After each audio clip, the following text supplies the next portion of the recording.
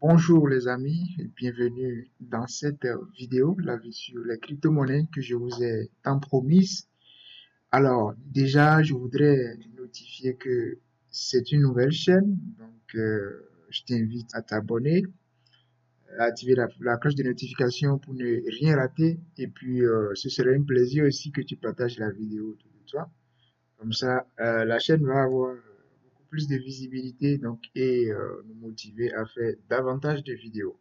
Donc ici, c'est une chaîne qui vous parle de la finance en termes très simples, qui vous parle des marchés financiers et tout ce qui va avec. Donc dans cette vidéo, nous allons expliquer les concepts de manière très simple et c'est ce que nous allons faire ici tout à l'heure. Tu vas le voir avec moi que c'est pas du tout compliqué, quel que soit ton domaine de formation de base, tu es tout à fait capable de t'appréhender de ces notions et donc de pouvoir aller sur les marchés financiers en toute confiance. Pour le plan aujourd'hui de cette vidéo, donc ça va être une courte vidéo. Je vais parler brièvement de deux choses. Donc, je vais parler des fondamentaux du commerce. Puis ensuite, je vais essayer de parler de la psychologie de l'investisseur. Donc, déjà, si tu es ici, c'est que tu es en train de chercher peut-être, de te poser des questions par rapport, par exemple, comme le Bitcoin pour savoir est-ce que tu dois l'acheter ou pas. Donc, tu es comme un investisseur lorsque tu es sur cette vidéo. Et donc, ce que je vais faire tout de suite, c'est donc approcher le marché comme un investisseur et non pas comme un trader. Donc, les vidéos qui concernent les traders, ça va être de prochaines vidéos. Alors, les fondamentaux du commerce. Donc, c'est ça que nous allons aborder parce que si tu veux acheter un actif, un produit, c'est que tu estimes que le, le prix de ce produit est sous-évalué, c'est-à-dire c'est moins cher en ce moment, et donc tu estimes que ça va être coûter plus cher pour le vendre plus cher pour gagner de l'argent. Donc, le premier principe fondamental du commerce, c'est de détecter une opportunité, de voir qu'un produit est moins cher, je l'achète dans l'optique de le revendre plus cher. Donc, chers amis, si vous voulez investir votre argent, c'est le premier critère qui doit fonder vos choix, vos décisions. C'est le premier critère qui doit vous gouverner. L'argent, déjà, c'est pas facile à avoir. Tu vas travailler, économiser de l'argent. Peut-être tu as souffert pour économiser 5 000 $. Et puis, d'un coup, tu vas le mettre sur les marchés et le perdre. Donc, là, il faut donc prendre un peu de recul pour bien faire les choses. Et c'est exactement de ça qu'on parle. Donc, le principe fondamental du commerce, c'est que j'achète un produit moins cher dans l'optique de le vendre un peu plus cher. Et si nous voulons intervenir sur les marchés financiers, il faut avoir quelques notions d'ensemble pour savoir est-ce que le prix auquel je vais acheter mon produit, est-ce que c'est un bon prix, est-ce que c'est un prix intéressant. Donc, c'est les questions que, en tant qu'investisseur, je dois me poser dans un premier temps. Le prix de mon produit, c'est ça qui m'intéresse. Le reste, ça m'intéresse pas. Et lorsque je suis novice, je suis un peu amateur, je dois essayer d'avoir une notion d'ensemble pas trop compliquée pour pouvoir, comment je vais dire, approcher donc le marché. Donc ça c'est le premier critère. Je détecte une opportunité, c'est moins cher, je l'achète moins cher, je l'achète ici et donc je le vends un peu plus cher. Donc ça, c'est le premier, c'est le critère même dans tous les business. Maintenant, le deuxième point, c'est la psychologie de l'investisseur. Ok, je suppose que j'ai acheté un produit, peut-être à ce prix-là, donc je vais essayer de trouver un truc pour le caler. Donc voilà, je trace ça. Je suppose que j'ai acheté mon produit là. Donc mon objectif, c'est que le produit s'apprécie, ça prend de la valeur pour que je puisse le revendre un peu plus cher. Donc ça, c'est mon objectif. Mais puisque nous sommes des êtres humains, nous ne sommes pas Dieu, on peut se tromper. C'est là que la psychologie intervient. Donc, supposons que j'achète le produit là, donc c'est-à-dire le produit était plus cher avant. peut-être que le produit coûtait, je sais pas, peut-être 1000 dollars, et le produit a baissé jusqu'à peut-être 500 ou 600 dollars. Je suppose 600 dollars par exemple. Et je me dis, bon, c'est un bon prix, c'est une bonne opportunité. Et je l'achète. Et puis, peut-être ça monte un peu et ça commence par baisser encore. Là, je peux me dire que je me suis trompé sur mon prix, mais je l'ai acheté quand même à un prix que j'ai jugé bon. Mais est-ce que j'ai préparé mon mental à accepter les pertes pendant une très longue durée? Par exemple, vous avez acheté le marché ici à... donc, j'ai pris un exemple basique. Hein, je trace les prix aussi, j'écris les prix pour qu'on puisse comprendre. Donc, j'ai dit que le marché était valorisé pardon, jusqu'à 1000 dollars. Et puis, le prix que j'ai trouvé, j'ai vu que le marché était peut-être à 600 dollars. Donc, raisonnablement, quelque chose qui coûtait 1000 dollars, qui est descendu jusqu'à 600 dollars, raisonnablement, c'est un bon prix. Raisonnablement. Ok? J'ai acheté là, il n'y a pas de problème. J'ai acheté à ce prix. Il s'est fait que le truc, j'ai investi, peut-être j'ai acheté, j'ai investi toutes mes économies. Donc, je suppose que toutes mes économies, c'est de 5000 dollars. Donc, des économies que j'ai pris peut-être 5 ans pour avoir. Peut-être pas 5 ans, j'ai dit 4 ans, 3 ans, 4 ans, je suppose. J'ai pris 3 ans, 4 ans pour économiser 5000 dollars. Ok? Donc, je compte sur cet argent-là pour faire quelque chose. Et puis, le truc commence par baisser.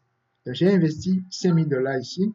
Et qu'est-ce qui se passe? Ce qui se passe, c'est que ça commence par venir au rouge. Mon argent commence par venir au rouge jusqu'à, ça vient à, je veux dire, 2500 dollars par exemple. Mais 5000 dollars viennent à 2500 dollars. C'est là qu'intervient le mental. Est-ce que je suis prêt à accepter cette perte?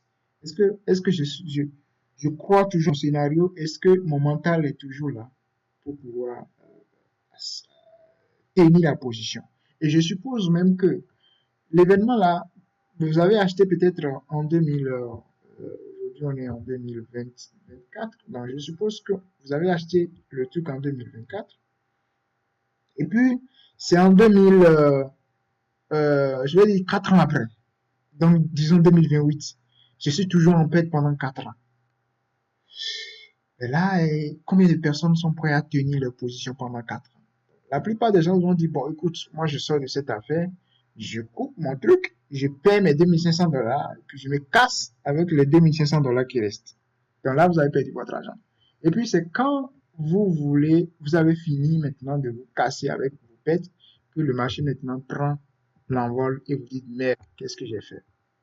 Et c'est pourquoi il faut avoir en fait une culture d'ensemble pour comprendre comment les choses fonctionnent pour ne pas aller perdre l'argent que vous avez économisé gratuitement. Donc ça, c'est très, très important. Donc là, j'ai parlé de la psychologie. Euh, donc, le Bitcoin, par exemple, c'est un marché directionnel.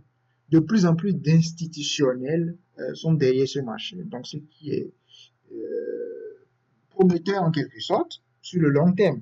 Donc, c'est un marché dont la tendance définitive nette, c'est une tendance haussière. Donc, euh, on peut se positionner sur ce marché en achat, sauf qu'il faut se préparer mentalement. Il faut d'abord repérer un bon prix et se préparer mentalement et savoir aussi où est-ce que je vais vendre mon marché pour gagner mon argent. Donc, ça, c'est des notions d'ensemble qu'il faut avoir minimalement. C'est pas votre banquier qui va vous aider à oublier votre banquier ne s'en sort pas. C'est pas son domaine. Donc, faut avoir cette culture d'ensemble pour donc approcher les machines. Et c'est à ce sujet que je vais aborder très rapidement avant d'aller sur la notion de liquidité. La notion de liquidité, c'est le troisième point que je vais aborder, je ne l'ai pas noté. Alors, ce qui s'est passé, ce qu'il faut comprendre, c'est que lorsque vous décidez d'aller sur le marché pour aller acheter, par exemple, le Bitcoin, quand on va dans un marché, on achète dans les mains de quelqu'un. Vous achetez chez quelqu'un. Donc, c'est quelqu'un qui vous vend le Bitcoin. Comprenez là? Donc, il faut comprendre cette. Or, si vous repérez un prix peut-être que vous avez considéré comme support, généralement, qui va vous vendre? Qui va vous vendre le Bitcoin? C'est les institutionnels, c'est les banques, c'est les hedge funds, c'est les sociétés d'investissement, c'est eux qui détiennent de grosses quantités de d'actifs pour le vendre. Donc, si vous achetez tout de suite, c'est que c'est eux qui vous vendent ça. Or, si eux ils vous vendent ça, c'est que ils estiment que c'est pas trop bon. Alors que c'est eux qui, il faut savoir qu'ils sont dans le domaine depuis très longtemps, donc ils ont certainement plus de connaissances dans le domaine plus que vous. C'est pourquoi, lorsque vous avez investi vos 5 000 dollars, vous êtes en train de perdre jusqu'à la moitié, jusqu'à 50%, et c'est à ce moment que vous coupez vos pertes. Mais si vous coupez de vos pertes, le fait de couper la perte, c'est une opération que vous faites, c'est-à-dire vous êtes en train de vous défaire de l'actif. Vous êtes en train de le vendre. Et si vous êtes en train de le vendre, mais qui l'achète? Ce sont les banques qui l'achètent dans vos mains à un prix bas. Et c'est là que le truc devient subtil. Ils achètent ça à un prix bas et le marché commence par monter. C'est ça qu'on appelle l'accumulation. Donc, il faut faire très, très attention. Et donc, pour terminer la vidéo, je reviens sur le Bitcoin. Pour parler brièvement, je ne vais pas aller trop en détail pour ne pas compliquer la chose, mais je donne juste quelques idées sur le Bitcoin. Alors, le Bitcoin est en train de taper à la porte des 100 000 dollars. Là, il a atteint 99 600 dollars hier. Donc, bientôt, il va atteindre les 100 000 dollars. Vous voyez, c'est quand le truc est en train de monter que tout le monde commence par parler. Ah, le Bitcoin, ça monte, ça monte. C'est à ce moment que les particuliers vont commencer par acheter massivement. Or, d'après le premier principe du commerce, le principe fondamental, est-ce que c'est le moment d'acheter ça? Là, on est déjà un peu en retard. On peut acheter si on est subtil, et c'est ça, je vais vous montrer les niveaux intéressants où il faut l'acheter et où il faut sortir également. Mais là, tout de suite, c'est qu'on est en retard dans l'achat. On est déjà en retard parce que il y avait déjà de meilleurs prix ici, il y a déjà de meilleurs prix en bas également ici. Là, tout de suite, il a franchi des caps plus importants. Il est en train de monter à toute vitesse. Donc, euh, ici, on va remarquer que beaucoup de particuliers vont acheter ici. Et là, quand ils achètent ici, qui vend ça? C'est les banques qui vendent ça. C'est les banques qui vendent, c'est les institutionnels, les hedge funds, c'est eux qui vendent. Quand ils vendent, ils sont en train de prendre le profit. Après, le marché va baisser. Les gens commencent par pleurer. Ok, tu as acheté ici, il n'y a pas de problème. Mais il faut aussi que tu aies la psychologie pour accepter de rester en moins, en perte pendant 5 ans, pendant 8 ans, pendant même 10 ans. Est-ce que tu es prêt pour ça? C'est pourquoi il est toujours important de trouver le bon moment pour ne pas immobiliser son argent en fait pendant plusieurs années. Alors, tout de suite, lorsque nous regardons le graphique du Bitcoin, regardez, en tant même qu'amateur, vous voyez que c'est comme ça que ça évolue depuis.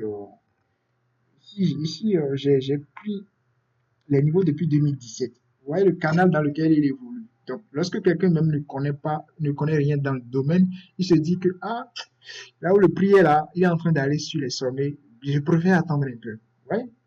Donc là, le prix est en train de se diriger tout droit vers les order blocks institutionnels. C'est les order blocks de liquidation. Alors, il y a un prix ici qui est 104 000 dollars. Ce prix-là, ça coïncide avec le niveau de Fibonacci 1,618. C'est un niveau, c'est des niveaux, je vais parler en détail de ce chiffre-là, mais c'est des niveaux de convergence de plusieurs ratios en mathématiques. C'est des niveaux, c'est le plus même le plus fort. 1,61, 0,618, c'est les prix extrêmement importants. Parce que quand on étudie les ratios au monde, c'est-à-dire la manière de découper des parts de proportion, c'est vers ces nombres-là que ça converge. Donc, je ne vais pas entrer dans ces détails-là. Ce prix-là va réagir. Alors, à 99%, vous allez voir que le marché va foncer tout droit vers ce prix dans un premier temps. Donc, dans un premier temps, je le mets là. Donc, tout de suite, on est légèrement en bas de 100 000 dollars. Donc, ça, je vais utiliser une couleur. J'utilise cette couleur. Voilà. tout de suite, on est en bas de 100 000 $. Donc, le marché va aller taper sur ce prix de 1,61. Mais le prix correspond à, ce ratio de 1,61, ça correspond à 104 000 $ à peu près. Beaucoup de banques et de sociétés d'investissement vont vendre le marché à ce prix-là pour pouvoir sortir dans un premier temps une partie de leur profit. Mais quand on regarde un peu l'orientation du marché, on va voir que ce niveau, ça ne sature pas encore le niveau off, c'est-à-dire le niveau limite où le marché est supposé atteindre. Donc, ce qui va se passer, enfin, qui a 98-99% de ce passé, ils vont liquider. Le niveau qui est en pointier ici, c'est un niveau institutionnel. Donc, il va revenir trouver un peu de souffle sur ce niveau. Avec ce souffle-là, il va pouvoir aller traverser cette zone jusqu'à tomber sur le niveau de 1,81. Le niveau 1,81, c'est un niveau de liquidité de 1,61. Donc, c'est le niveau important. Donc là, il va tomber sur ça. Quand il commence par tomber sur ce niveau, ça devient dangereux. À partir d'ici, beaucoup de banques vont commencer par vendre le marché. Et c'est à ce moment que beaucoup de journaux vont commencer par dire, oh, le Bitcoin monte. Et ça, c'est là que beaucoup de particuliers, justement, vont acheter, puisqu'ils achètent dans les mains des banques. Quand les banques, c'est les banques qui ont les forces, c'est eux qui ont les milliards pour faire baisser le prix. Les particuliers n'ont pas l'argent. Les particuliers, on a quelques dizaines de 1000 euros, 2000 euros, 10 000 euros, 100 000 euros, point. Mais les banques, c'est eux qui ont les milliards. Donc, quand ils injectent les milliards sur le marché, c'est les milliards qui font baisser les marchés. Donc, à partir de cette zone, le marché commence par être extrêmement dangereux et ils vont liquider le marché qui va donc venir vers ce temps de bloc-là. Il a beaucoup de chances de venir vers ce bloc. Il y a un prix important ici, c'est ce prix de 82 000 $. Il peut venir sur ce prix, s'il veut. Il peut venir jusque-là. Et là, s'il vient sur ce prix, c'est que le marché va évoluer dans la zone supérieure ici. Il va évoluer dans cette zone-là. Là, il va avoir une accumulation. Donc, là, il cherche une accumulation pour pouvoir franchir cette zone. Donc, c'est quand il va franchir ce taux de bloc-là que ça va être extrêmement intéressant. Donc là, voilà. Voilà un peu les niveaux stratégiques qui réagissent sur le marché. C'est les niveaux stratégiques pour le moment. Pour le moment, si un investisseur veut acheter, c'est qu'il achète le prix à peu près qui achète encore, c'est le prix de 92 000, 93 000, je vais dire 93 000 $. Ce prix-là achète. Mais l'investisseur doit s'apprêter à sortir dans cette zone-là, c'est-à-dire à vendre son produit avant les 110 000 $. Parce que au-delà des 110 000 $, il y a une très forte chance de liquidation qui va faire baisser le marché vers les niveaux de 82 000 $, 90 000 $, de cette zone-là, avant maintenant que le marché reprenne. Donc, celui qui est pressé, il peut agir là. Ce que je dis, c'est pas un conseil, mais je fais juste mon analyse. Je fais une analyse, je partage du contenu. Donc, si quelqu'un décide de mettre son argent dedans, c'est que la personne il est responsable de ses choix, ses décisions. Donc, moi, je partage selon mon expérience et mon point de vue. Donc, le marché va réagir là, typer ici, et revenir avant donc de repartir. Donc, moi, si je vais agir tout de suite, je vais attendre que le marché vienne vers le bon prix ici. J'agis, je prends le profit, j'attends encore qu'il revienne dans la zone des 82 000, 95 000, voilà, avant encore d'agir. Donc, j'invite à la prudence. Et voilà, on se retrouve dans la prochaine vidéo donc le partage des opportunités de la semaine. Donc, je vais parler des opportunités de la semaine qui vient sur le Forex. On va aborder ces concepts-là. J'espère que les choses que j'ai expliquées, c'est pas trop compliqué. Donc, s'il y a des choses qui sont difficiles dedans, n'hésitez pas à me dire, ah, c'est un concept que j'ai dit qui est un peu difficile. Et ça me fera plaisir de vulgariser ça dans les autres vidéos. Donc, on se retrouve dans les prochaines vidéos et je vous dis à tout de suite. Bye.